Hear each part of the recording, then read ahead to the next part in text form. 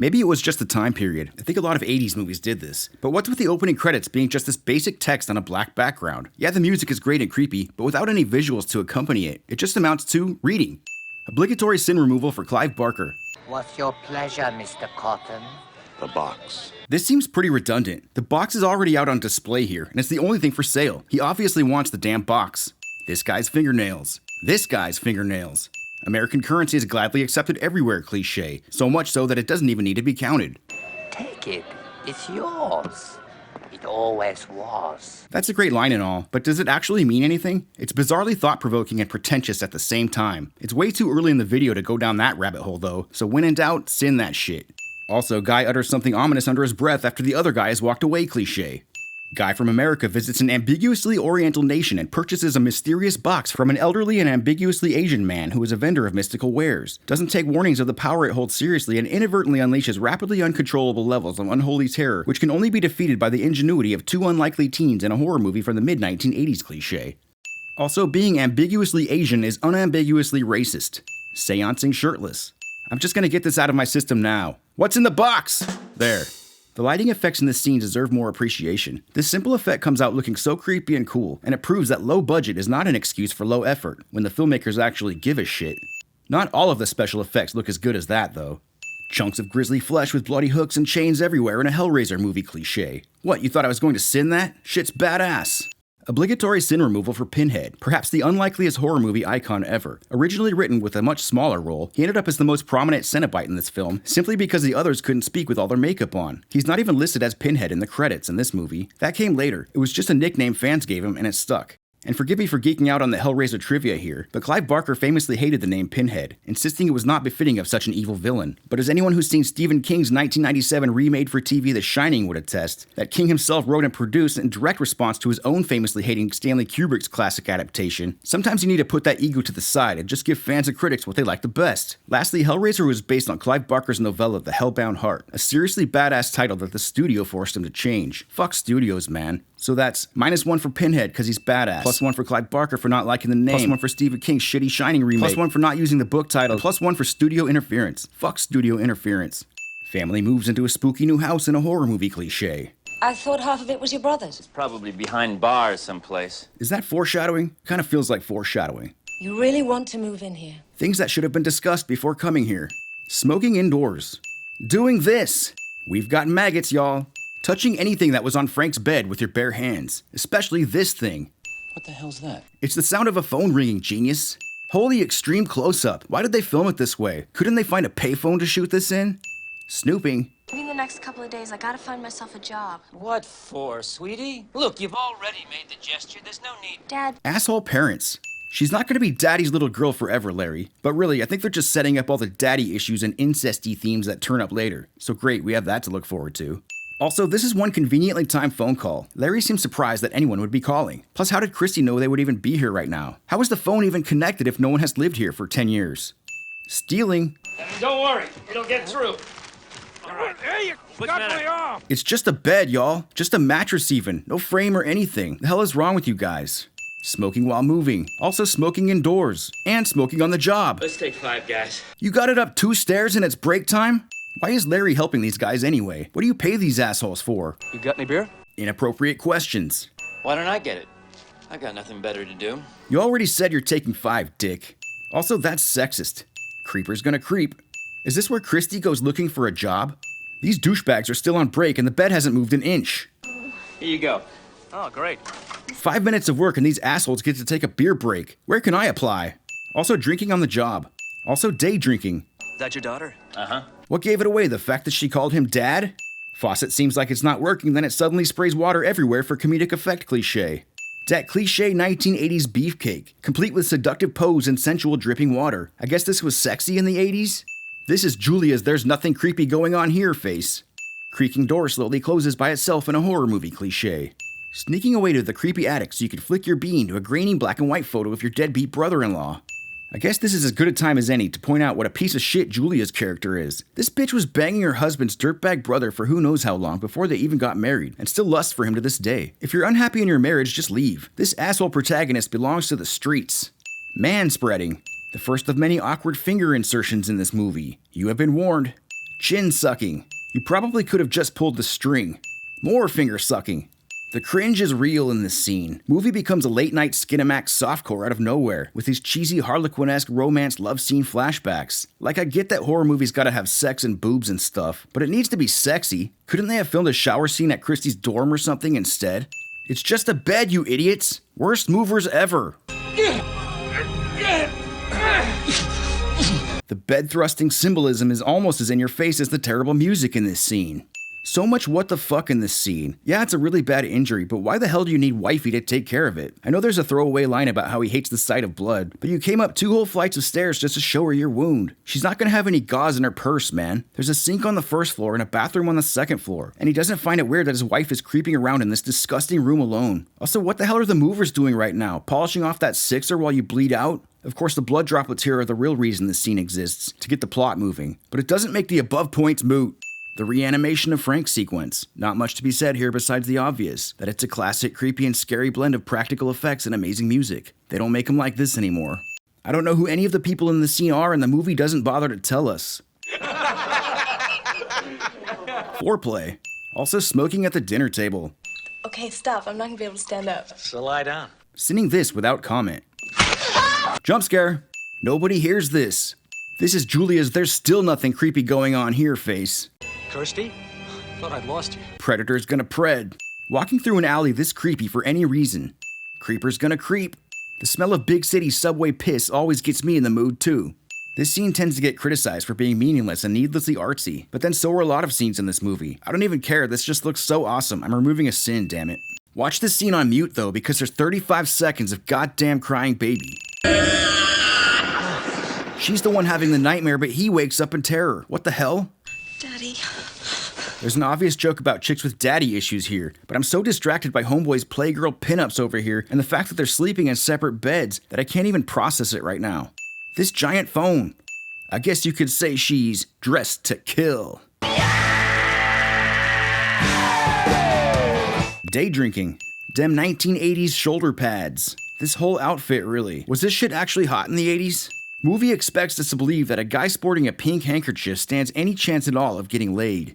There's a first time for everything. On-the-nose irony is less ironic than it is simply on the nose. I feel like I've known you for years. Dude, you're already back at her house. You don't need to bother with the pickup lines anymore. You're gonna change your fucking mind, are you? Sinning this without comment.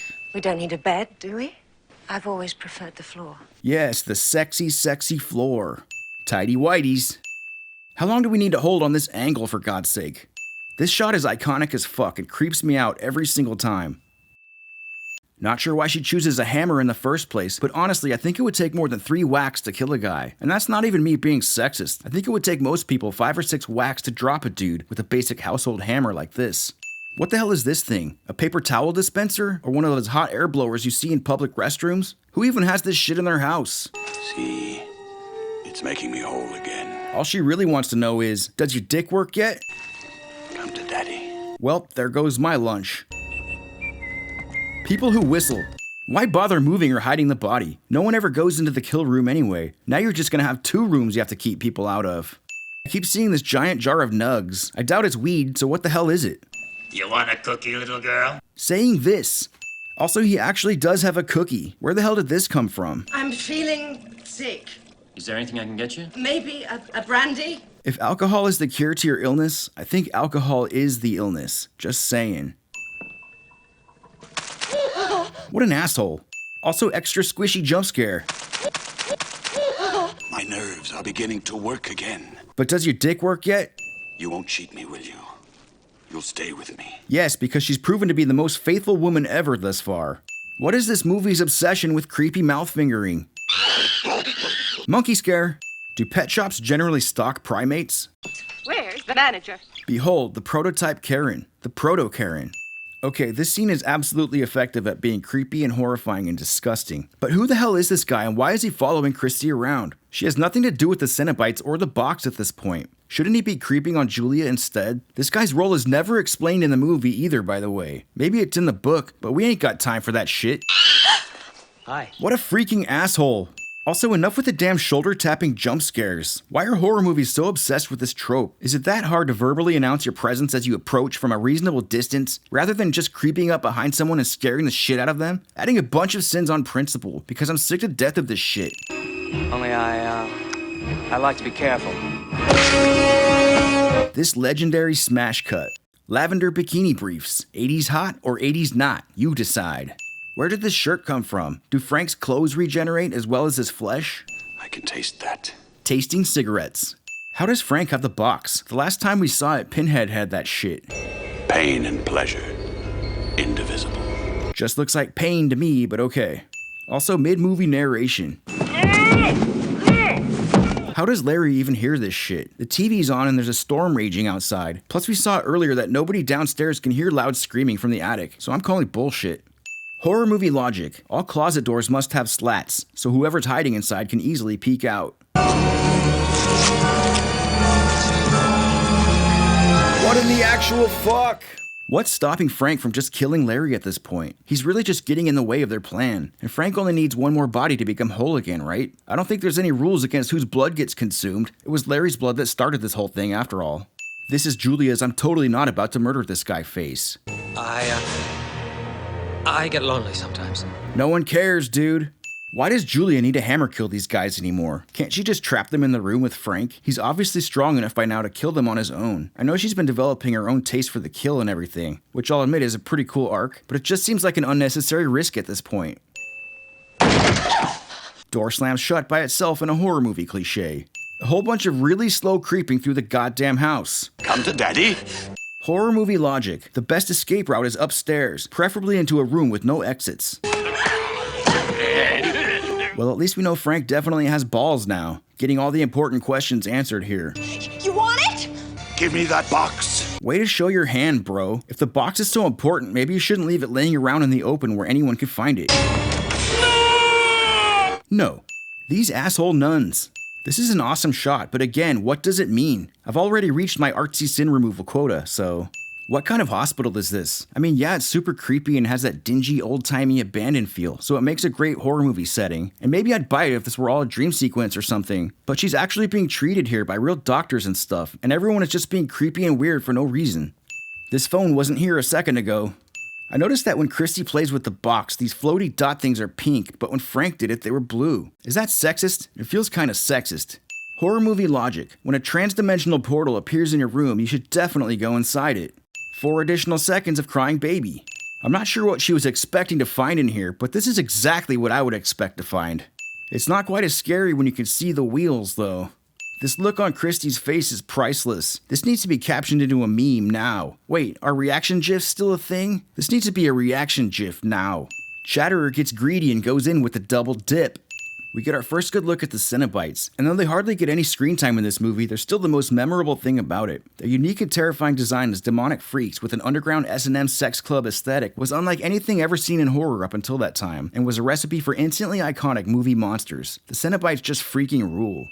Neck vagina. V-neck? Who are you?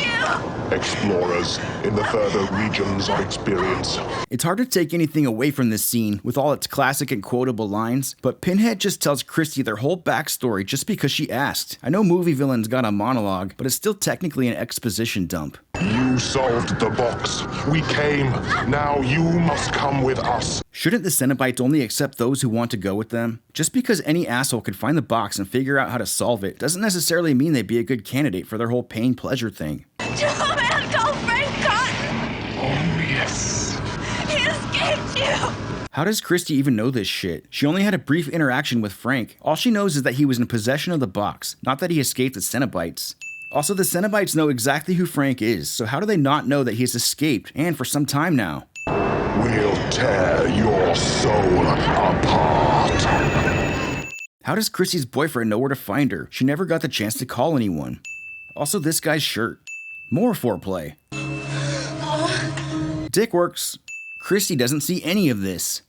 Is Frank's plan just to wear Larry's skin from now on and hope no one will recognize him? Even if that plan weren't ridiculous, he's still Frank underneath, right? How is he able to speak with Larry's voice now? Removing a sin for Andrew Robinson's totally underrated performance, doing a complete and convincing 180 and becoming the villain in the final act. Christy still doesn't see any of this. How does this door work? It just shuts whenever it wants, then locks and unlocks whenever it wants. Suddenly candles everywhere. Come to Daddy. Come to Daddy. Frank! How does Frank feel pain from this? It's not even his own skin. Besides, I thought he's into pain. Come out, wherever you are. Come out, wherever you are, cliche. Jesus H jump scare. Holy freaking maggots everywhere.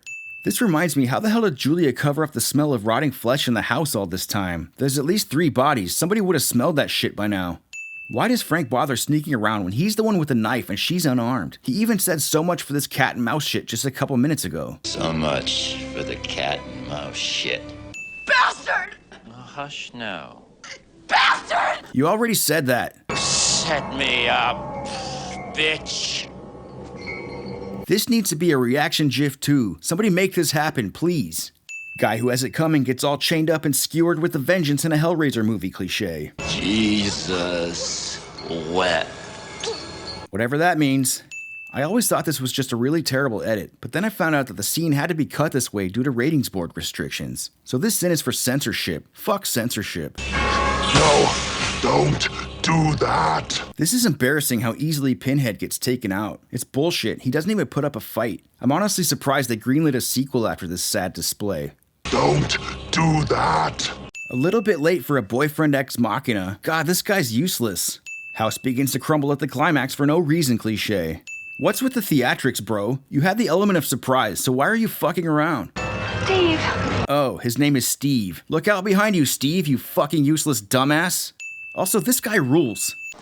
Premature celebration. Holy fuck! Steve can't get any respect at all. What's with this hot potato bullshit? Why can't this dude with his giant ass claws and fangs just bite Chrissy's head off? Hands off the box, bitch! They both survived this. Door slammed shut by itself. Ah, fuck it. Not sure whether to sin this "you must be cold, take my jacket" cliche, or Steve's never missing an opportunity to flex his amazing shirt prowess. So why not both? Where the hell are they now? Is this the giant creepy vacant lot district where huge ceremonial fires continuously burn in case you need to dispose of ancient evil artifacts? So the bug-eating freak shows up and steals the box and then morphs into this flaming skeletal dragon monster, but none of this is explained. I can't even be mad though, because this just looks so freaking badass. So instead, I'm just gonna sin this asshole's shirt again. This movie spawned 9 sequels. 9. Let that shit sink in.